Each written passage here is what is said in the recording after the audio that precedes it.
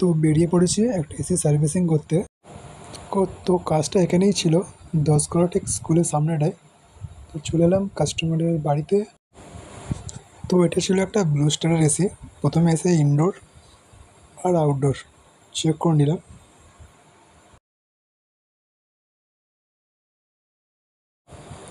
চলো, এসি ঠিকই আছে, জাস্ট সার্ভিসিংয়ের প্রবলেম।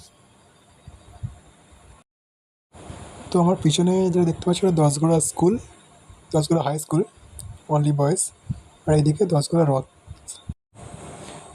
তো এসির প্যানেলগুলো খুলে ফেললাম। সব কিছু কমপ্লিট করার পর শুরু হলো আমাদের সার্ভিসিং। জ্যাকেট পরিয়ে শুরু করলাম সার্ভিসিং।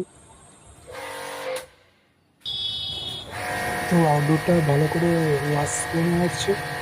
নেক্সট নেক্সট হচ্ছে এসির যে প্যানেলগুলোকে সার্ভিসিং করে নিচ্ছি, কারণ প্যানেলগুলো নোংরা ভালোই ছিল।